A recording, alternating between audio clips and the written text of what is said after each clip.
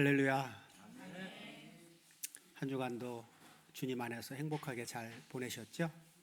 네.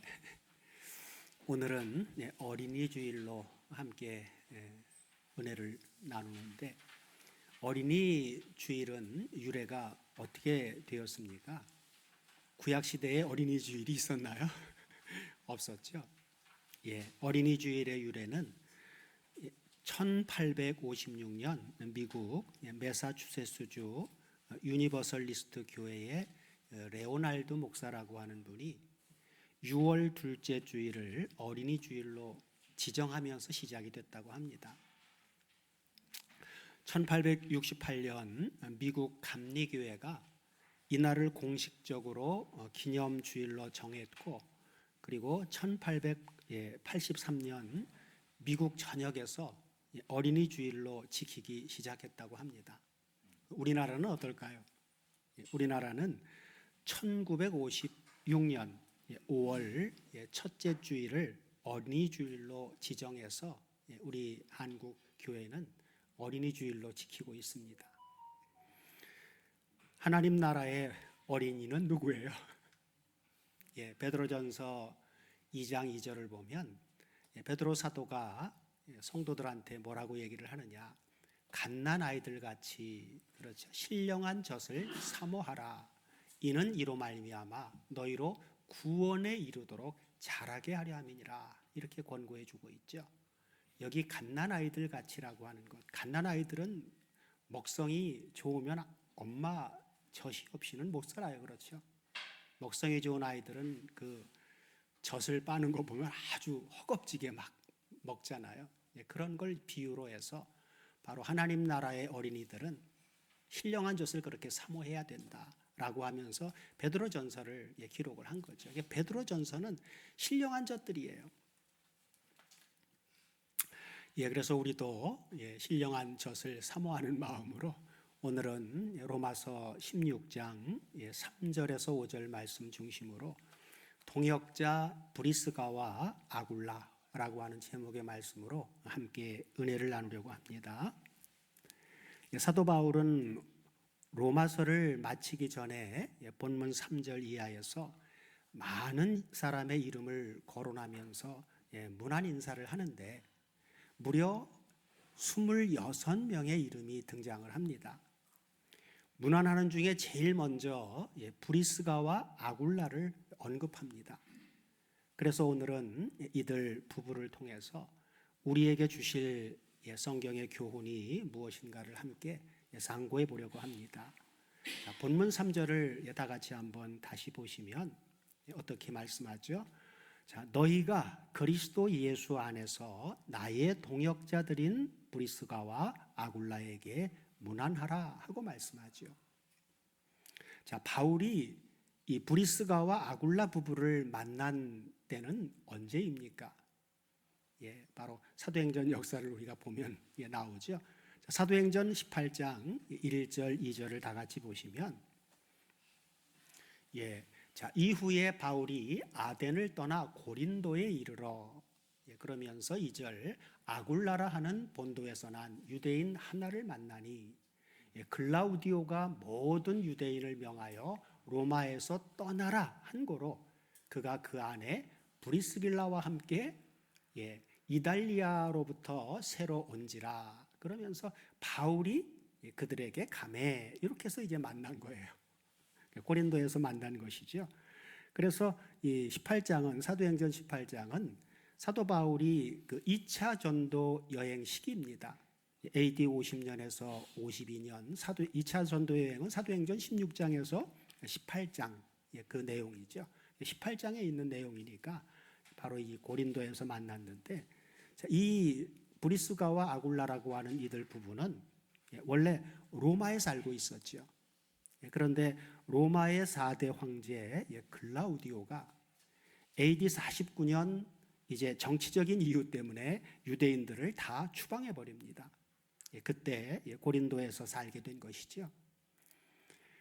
유대인들은 우리가 알아야 될 부분이, 유대인들은 신분이 낮고 높음이나 그리고 학문이 많고 적음을 막론하고 자녀들에게 1인 1기 교육을 아주 철저히 했다고 합니다. 그래서 만일 한 가지 기술이라도 자녀들에게 가르치지 않는다면 그것은 도적질을 가르치는 것이나 다름이 없다고 그렇게 여겼다고 합니다. 그래서 사도 바울도 좋은 가문에서 태어났지만 여전히 부모가 1인 1기 기술을 이제 가르쳤다라고 하는 거죠. 그래서 바울과 이 브리스가와 아굴라 부부는 기술이 어떤 기술을 가지고 있었어요? 장막 만드는 기술을 가지고 있었죠. 그래서 업이 둘이 같았어요. 그래서 장막 만드는 기술자로 업이 같았습니다. 그래서 브리스가와 아굴라가 바울을 만나기 전에 이제 이들이 이미 예수를 믿는 그리스도인이었는지의 여부는 우리가 이제 성경을 통해서 확인할 길은 없습니다. 그러나 분명한 것은 바울을 만나서 동업을 하면서 바울에게서 신앙적인 영향을 많이 받은 것은 분명합니다. 그들은 바울이 고린도를 떠날 때 바울과 같이 떠나서 선교 여행에 동참을 합니다. 그런데 사도행전 18장 18절 19절을 같이 보시면 자, 바울은 더 여러 날 유하다가 형제들을 작별하고 배 타고 수리아로 떠나갈새 브리스길라와 아굴라도 함께 하더라. 함께 이제 동참을 하죠. 그러나 뒤에 연결해서 보면 바울이 일찍 서원이 있으므로 겐그레아에서 머리를 깎았더라. 겐그레아는 바로 이제 고린도 남동쪽 11.2km 지점에 위치한 곳입니다. 그러면서 이제 자, 다음 절 보면 에베소에 와서 이제 고린도를 떠나서 에베소까지 같이 왔죠. 그런데 에베소에 와서 저희를 거기 머물러 두고 그렇죠. 자기는 회당에 들어가서 유대인들과 변론하니 그러면서 이제 이 시점에 브리스길라와 아굴라는 에베소에 머물러 두고 바울은 이제 목적했던 대로 자기를 파송한 수리아 안디옥으로 이제 가죠. 성경은 이들 부부를 말할 때 대부분 보면 누구를 앞세워요? 아굴라가 남편인데 브리스가와 아굴라 해서 아내인 브리스가를 먼저 말하고 있어요. 왜 그랬을까요? 우리가 성경에서 이름을 먼저 앞세우는 것은 신앙적인 성숙도가 높은 사람을 먼저 부른다는 거예요. 그래서 바로 남편 아굴라보다 부인 브리스가가 신앙적으로 더 성숙했기 때문일 것으로 우리가 보는 것이죠. 자, 이 두 부부의 신앙은 어느 정도였을까요? 사도행전 18장에는 보면 후반부에 보면 학문이 많고 성경에 능한 아볼로라고 하는 사람이 에베소에 와서 말씀을 전하는 장면이 나오는데 자, 그의 말씀의 수준은 어떤 수준이었는지 자, 사도행전 18장 24절 이하를 같이 한번 보시면 알렉산드리아에서 난 아볼로라 하는 유대인이 에베소에 이르니 이때 이제 바울은 이미 떠났고 그리고 이제 브리스가와 아굴라는 바로 여기에 남아 있어서 이 아볼로가 설교하는 그 설교를 듣고 있었어요. 그래서 다음 절 보면 그가 일찍 주의 도를 배워서 위에 절이죠. 그가 일찍 주의 도를 배워 열심으로 아볼로가 아주 열심으로 예수에 관한 것을 지금 자세히 말해요. 성경을 가지고 막 말하는데 수준이 어느 수준이느냐? 성경을 가르치지만 요한의 세례만 알 따름이라 그래요. 이런 수준이었던 것이죠. 그래서 이제 브리스가와 아굴라가 바로 아볼로의 설교를 들으면서 듣던 중에 이제 그의 그 결함, 아직 부족한 그 부분을 발견하고는 어떻게 하는지 26절을 내려가 보면 그가 회당에서 담대히 말하기를 시작하거늘 이제 아볼로가 이제 아주 담대히 말씀을 전하는 것이죠. 그때 브리스길라와 아굴라가 듣고 데려다가 하나님의 도를 더 자세히 풀어 이르더라 하고 말씀하죠. 이만큼 이들 부부는 성숙하고 훈련된 그리스도인이었습니다. 이때도 아굴라보다 브리스가를 먼저 언급하죠. 사도행전에서는 우리가 브리스길라라고 나오는데 바울 서신에 보면 전부 브리스가로 나옵니다. 이건 이제 브리스가는 원래 로마의 아주 유명한 가문인 브리스가 가문의 그 브리스가 가문에서 태어난 그 여자로 이제 브리스길라가 그렇게 보이는 것이고, 또 브리스길라라고 하는 이름은 이제 애칭입니다. 그래서 이제 사도행전을 기록한 누가는 애칭을 썼고, 이제 바울은 공식적인 문서였기 때문에 공식적인 그 정식 이름을 브리스가로 그렇게 이제 명명한 것이죠. 자, 사도 바울은 앞서 이렇게 브리스가와 나의 동역자라고 소개했던 브리스가와 아굴라.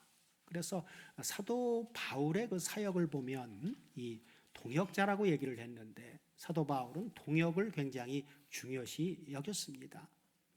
자, 본문 3절에 동역자라고 나오는데, 이 동역자라고 하는 말이 원문을 통해서 보면 헬라어로 4904번 휘네르고라고 하는 단어예요. 휘네르고스.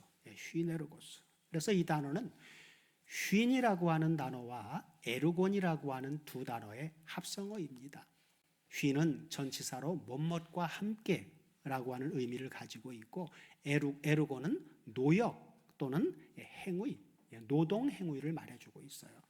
그래서 바로 이 두 단어가 합성된 그러한 단어로서 그 의미는 함께 수고하는 자, 그런 의미를 가지고 있습니다. 근데 우리말에는 이제 그걸 한자의 영향을 받아서 동역자 이렇게 이제 번역이 된 것이죠.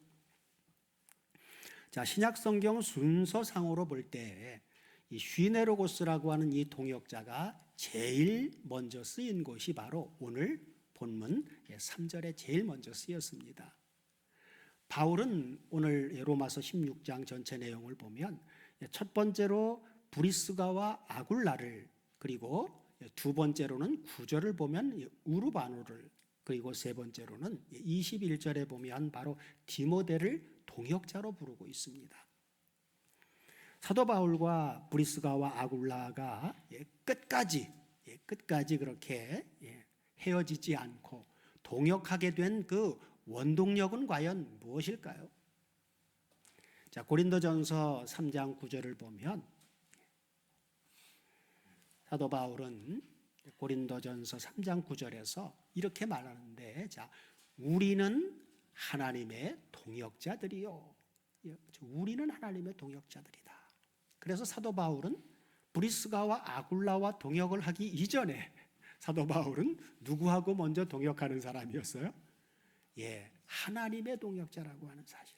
이게 굉장히 중요하죠. 그러면서 너희는 하나님의 밭이고 하나님의 집이다. 여기 우리는 누구를 말해줄까요?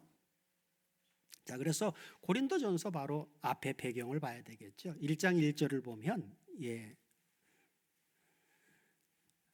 1장 1절 고린도전서 1장 1절을 보면 바로 우리는 할 때 그 우리, 사도 바울이 우리라고 하는 그 우리는 바로 이 사람이죠. 하나님의 뜻을 따라 그리스도 예수의 사도로 부르심을 입은 바울과 및 형제 누구요? 소수데네를 지칭한 것이죠. 그래서 우리예요. 그래서 바로 이 소수데네는 그러면 어떤 사람이냐? 여기 바울이 동역자라고 부른 고린도전서니까 바로 고린도 교회와 연관된 사람이에요.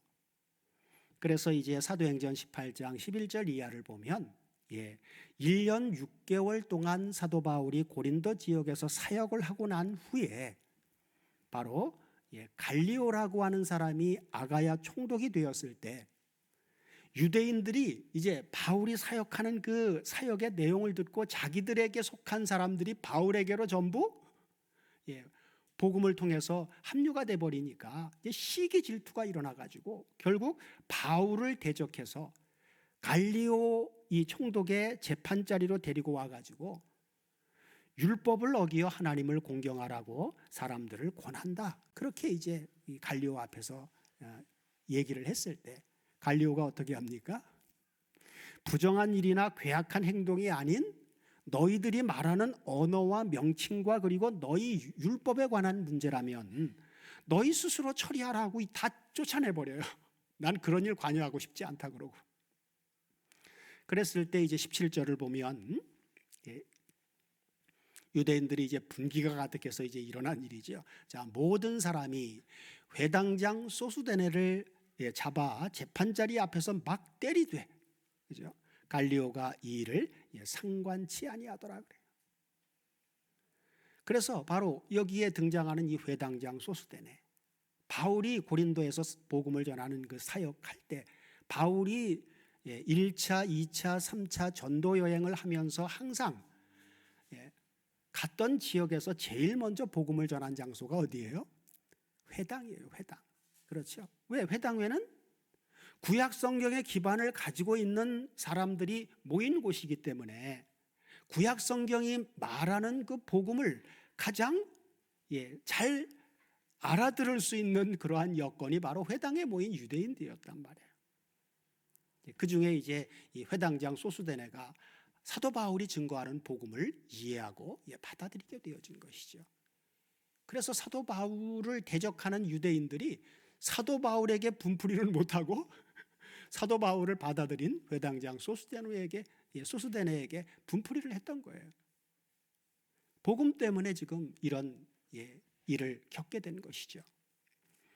자, 그래서 바로 이 소수데네는 그 이후로 바울과 계속해서 고린도 지역에서 서로 복음적인 교류를 하면서 고린도 교회에서 그 역할을 담당하고 있었던 사람이죠. 그렇기 때문에 고린도 전서를 보낼 때 바로 소수데네를 바로 하나님의 동역자라고 사도 바울이 그렇게 해서 고린도 전서를 보낸 것이죠.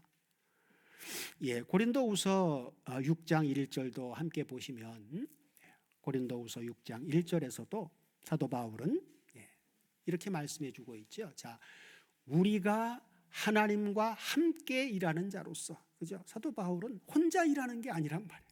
하나님의 동역자이니까 하나님과 함께 일하는 자로서 너희를 권하노니 하나님의 은혜를 헛되이 받지 말라 그래요. 하나님의 동역자가 전하는 복음은 그의 말이 아니에요. 그죠? 겉으로 볼 때는 사람이지만 하나님의 말씀을 대리해서 전하고 있는 것이기 때문에 하나님의 은혜를 헛되이 받아서는 안 된다 그 말이죠.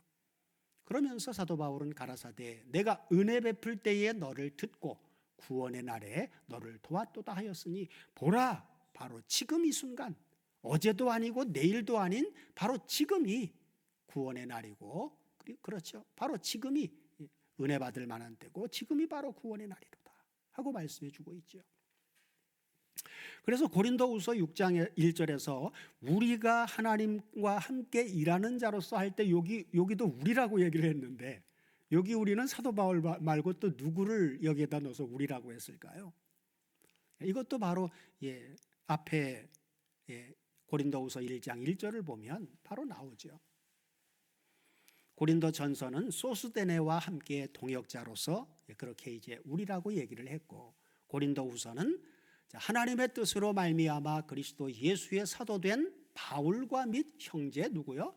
디모데는, 고린도후서에서는 바로 디모데를 얘기해 주고 있는 거예요. 디모데는 사도 바울에게 있어서 복음의 아들과 같은 사람이죠. 그래서 사도 바울이 가는 곳마다, 그리고 사도 바울이 교회를 세워놓고 사도 바울은 또 다른 새 지역으로 가서 복음을 전해야 하기에 떠나면 거기에 마땅히 그 교회를 감당해야 될 그 지역 교회에 그 감당해야 할 사람이 없을 때는, 그럴 때는 디모데를 거기에다가 남겨놓아서 갈무리를 하도록 그렇게 남겨놓고 떠나고, 다시 또 나중에 어느 정도 갈무리가 되면 또 합류해서 또 함께 떠나고, 이런 이제 삶을 늘 살아왔지요. 그래서 우리가 앞서 나눈 내용들을 점검해 보면 이 동역자라고 하는 이 동역자, 여기서 우리가 중요한 것은 그리스도 예수 안에서 하나님과 함께 일하는 것이라는 거예요. 이것이 빠진 동역은 그건 하나님과 관계없는 동역일 수도 있단 말이에요. 그렇기 때문에 중요한 것이죠.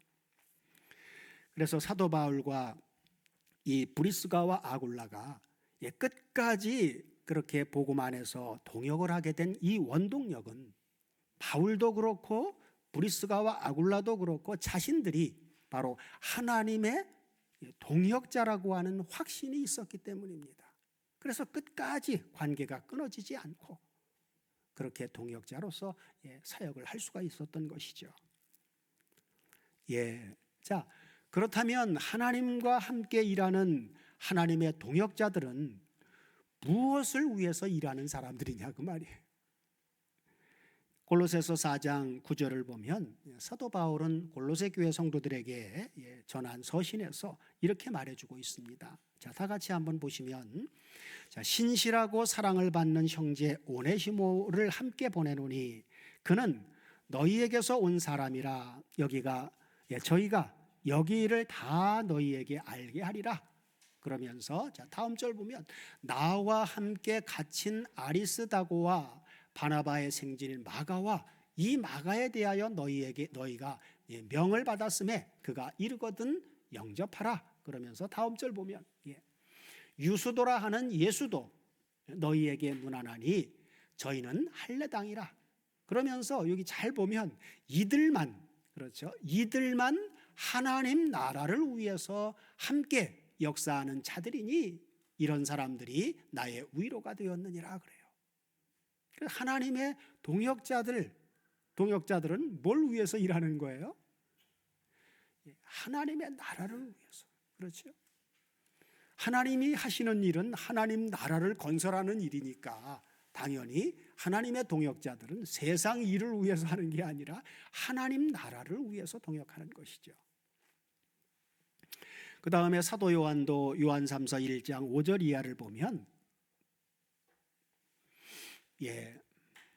사랑하는 자여, 요한 1서가 아니라 요한 3서요. 요한 3서 1장 5절 이하를 같이 보시면 요한 3서는 바로 가이오에게 사도 요한이 보내는 것이죠.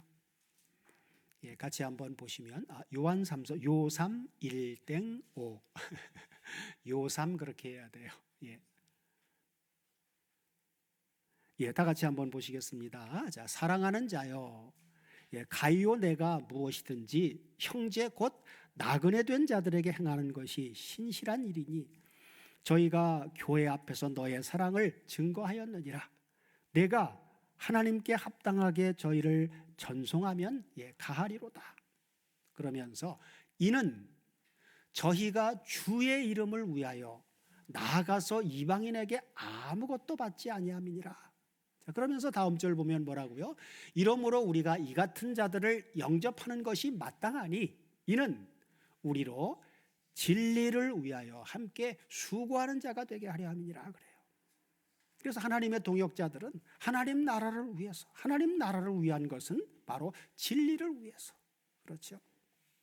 주님을 위해서, 진리를 위해서 일하는 사람들이 바로 하나님의 동역자들이죠. 우리도 동역의 귀중함과 또 아름다움을 인식하고 살아야만 합니다. 한 교회 안에서의 동역은 물론 형제된 이웃 교회 간의 동역, 그리고 무엇보다도 성령님과 함께하는 이 동역, 이것에 우리는 확신하고 있어야만 합니다. 그리하여 우리는 성령님께 의뢰하고 성령의 인도하심을 따라 의탁하는 삶을 살아야만 합니다. 내가 안 하면 안 되고 내가 해야만 안심이 된다라고 하는 그런 우를 우리는 범하지 말아야 되겠죠. 동역의 중요성을 우리는 생각해야 된다 그 말이죠. 자, 사도 바울이 AD 57년경 바로 로마 교회에 보낸 로마서에서 브리스가와 아굴라에게 문안한 것을 보면 그 당시에 브리스가와 아굴라는 어디 있었던 거예요? 로마에 있었던 것이죠. 그래서 로마 황제 글라우디오가 AD 54년에 사망을 했거든요. 그러면 그가 사망한 이후 이제 유대인들을 추방한 황제가 사망한 이후 이 브리스가와 아굴라는 다시 로마로 돌아가서 이제 살았던 것으로 우리가 볼 수 있는 것이죠. 사도 바울은 이들 부부가 자신을 어떻게 섬겼다고 증거해 주고 있습니까? 본문 4절을 다 같이 보시면 저희는 내 목숨을 위하여 자기의 목이라도 내어놓았나니 나뿐 아니라 이방인의 모든 교회도 저희에게 감사하느니라 그래요. 그렇죠. 바울의 목숨을 위해서 자기들의 목이라도, 그렇죠. 이걸 그냥 문자 그대로 우리가 생각한다면 어때요? 사도 바울이 참수형을 당해서 이제 이 목이 잘릴 그런 상황에 바로 브리스가와 아굴라가 사도 바울 대신 자기들의 목을 집어넣는 것과 같은 그런 내용이 되겠죠. 문자적으로 보면 그래요. 그럴 정도로 사도 바울과 이 브리스가와 아굴라의 그 동역의 관계는 그런 관계였다는 것이죠. 참 이런 동역자가 있다면 얼마나 행복할까요, 그죠? 자, 그렇다면 이 브리스가와 아굴라가 정말 바울을 위해서 자기들의 목이라도 내어줄 정도로 그렇게 했다라고 하는 것이, 그런 상황이 분명히 있었다는 것인데, 그죠? 어느 시기에 그런 일이 있었을까요? 고린도전서 15장 31절 이하를 보면, 고린도 지역에서 이제 사도 바울이 겪었을 때, 그때 이제 고린도 지역에서 이제 브리스가와 아굴라를 만났으니까 거기서 이제 겪었던 일로 보게 되는데, 다 같이 한번 보시겠습니다. 자, 형제들아, 내가 그리스도 예수 우리 주 안에서 가진 바 너희에게 대한 나의 자랑을 두고 당연하노니 나는 날마다 죽노라 그래요. 자기 부인하는 신앙생활을 말해주고 있죠. 날마다 죽는다. 그러면서 다음 절 보면 뭐라고요? 내가 범인처럼 에베소에서 맹수로 더불어 싸웠으면 내게 무슨 유익이 있느뇨? 자, 죽은 자가 다시 살지 못할 것이면 내일 죽을 터이니 먹고 마시자 하리라 그래요.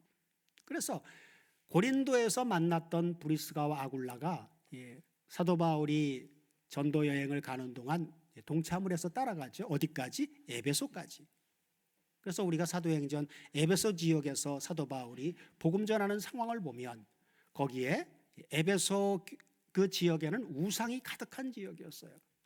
사도 바울이 거기에 가서 우상이 가득한 걸 보고 말씀을 전하기 시작하는데, 그곳에 우상이, 최고의 우상은 바로 아데미 여신을 섬기는 거였어요. 사도 바울의 복음에 많은 사람들이 동참을 하니까 이 아데미 여신상을 만들어 가지고 업을 장사해서 먹고 사는 사람들이 이제 시기가 충만해 가지고 막 사도 바울을 죽이려고 달려들죠. 그런 상황 속에서 일어난 일인 것이죠. 맹수로 더불어 싸웠다면. 자, 고린도후서 1장 8절 이하에서 그래서 사도 바울은 그때에 처했던 그 상황을 고린도후서에서는 이렇게 이제 증언해 주고 있어요. 자, 형제들아, 우리가 아시아에서 당한 환난을, 여기 아시아가 바로 많은 포괄적인 내용이지만 이 아시아에 속한 교회 중에 하나가 에베소 교회예요. 요한계시록에 보면 아시아에 있는 7교회, 그렇죠. 에서버드, 사빌라 이렇게 나오죠. 제일 먼저 에베소 교회를 말해주고 있어요. 그래서 자, 우리가 아시아에서 당한 환난을 너희가 알지 못하기를 원치 아니하노니 심해 지나도록 심한 고생을 받아 살 소망까지 끊어지고, 그렇죠. 다음 절 보면 뭐라고요?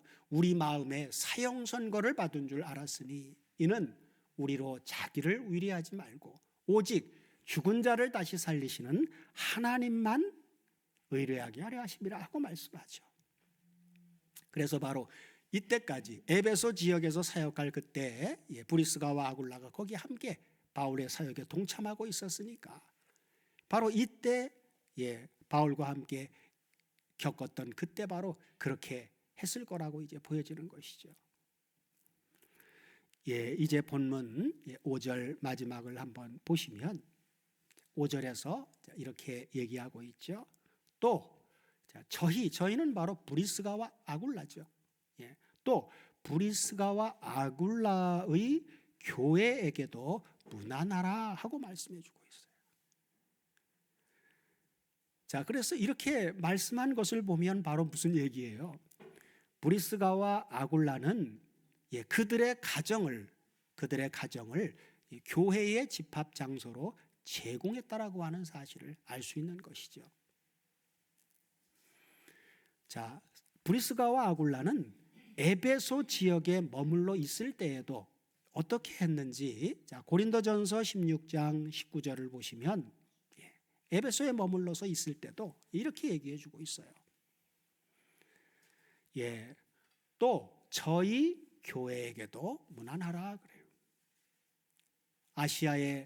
아시아의 교회들이 너희에게도 문안하고, 그러면서 아굴라와 브리스가와 및 그 집에 있는 교회가 주 안에서 너희에게 간절히 문안하고 그래요. 그렇죠? 아시아에 있는 교회들이 너희에게 문안하고, 이 고린도 교회 성도들한테 지금 얘기하고 있는 거죠. 근데 아굴라와 브리스가 아시아 교회 중에 에베소 교회가 들어가 있으니까, 바로 아굴라와 브리스가가 에베소 교회에 있을 그때에도 바로 그 집에 있는 교회가 그러잖아요. 그렇죠? 자기 집을 성도들의 집합 장소로 제공해 주고 있었다라고 하는 사실을 알 수가 있는 것이죠.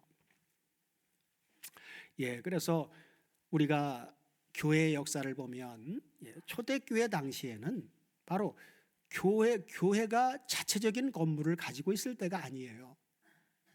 교회가 자체적인 건물을 갖게 된 것은 2세기 이후로 우리가 이제 역사적으로 보면 확인이 됩니다. 그러므로 그 이전에는 몇 개의 가정들이 모여서 하나의 지역 교회를 이루었던 것이죠. 로마 교회도 16장을 통해서 볼 때 여러 개의 가정 교회가 모여서 한 지역 교회를 이룬 것을 우리가 볼 수가 있습니다.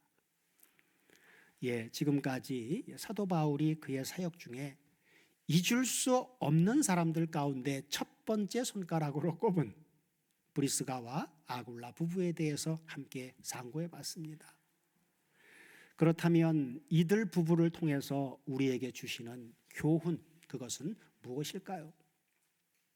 첫째로, 어느 시대나 하나님께서 필요로 하시는 일꾼들은 성숙하고 훈련된 소수의 헌신된 사람들이라고 하는 것입니다. 많지를 않았어요.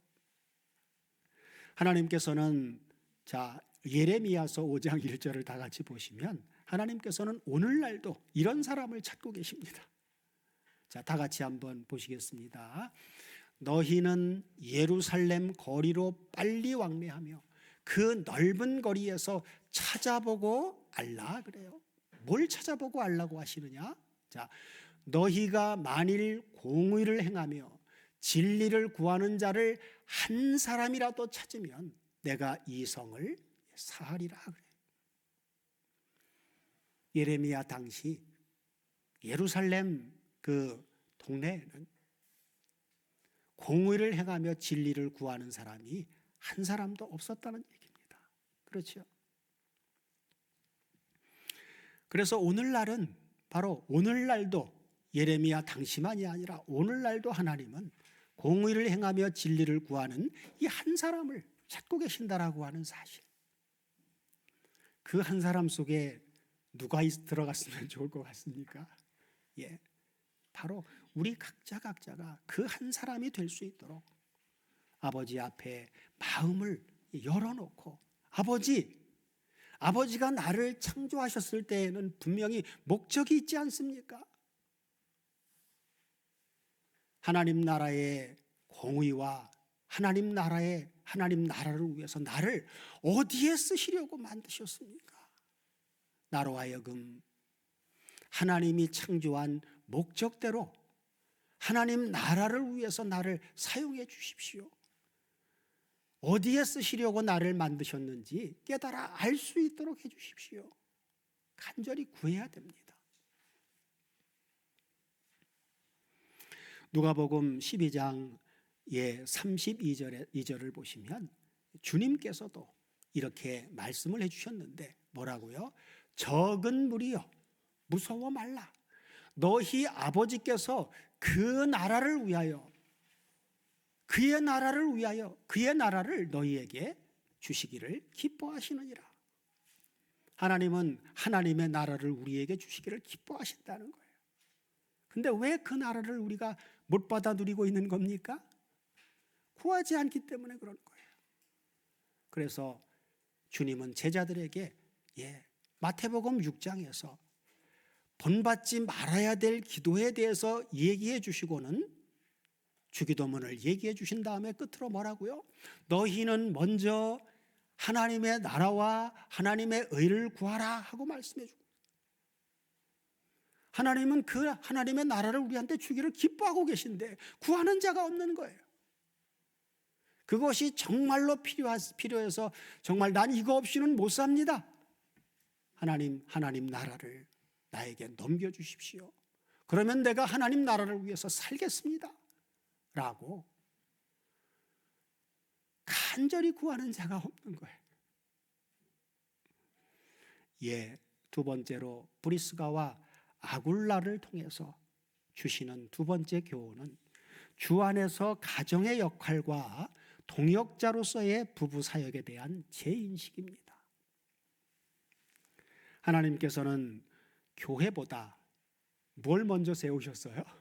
가정을 먼저 세우셨습니다. 좀 더 정확히 말씀드리면 가정이 곧 교회였습니다. 우리의 신앙은 무엇을 위한 신앙입니까? 우리의 신앙이 가정생활에 있어서 부부관계나 고부간에나 또는 자녀 교육과 나아가 이웃 간에 아무런 그 영향을 끼칠 수 없다면 그것은 이미 우리는 맛을 잃은 그런 소금과 같이, 그렇죠, 생명력을 잃어버린 신앙인 것입니다.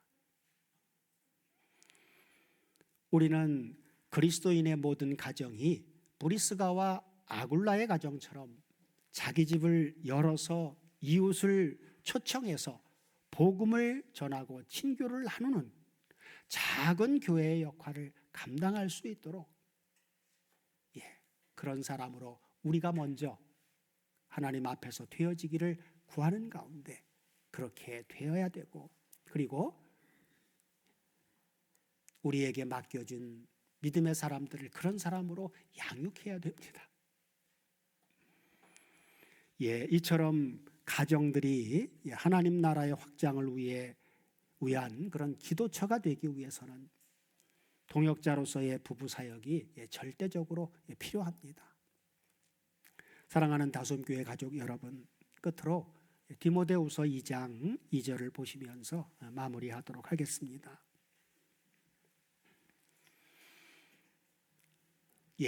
디모데후서 2장 2절 다 같이 한번 보시겠습니다. 또 내가 많은 증인 앞에서 내게 들은 바를 충성된 사람들에게 부탁하라. 저희가 또 다른 사람을 가르칠 수 있으리라. 그렇죠? 성경대로 우리에게도 철저한 신앙 훈련을 통해서 바울, 그리고 바울이 낳은 복음의 아들 디모데, 그리고 그 복음의 아들인 디모데가 또 충성된 사람에게, 그리고 그 충성된 사람이 또 다른 사람을 가르칠 수 있도록 하는, 그렇게 이어지는 성숙한 신앙이 우리 모두에게 있기를 주님의 이름으로 축원드립니다.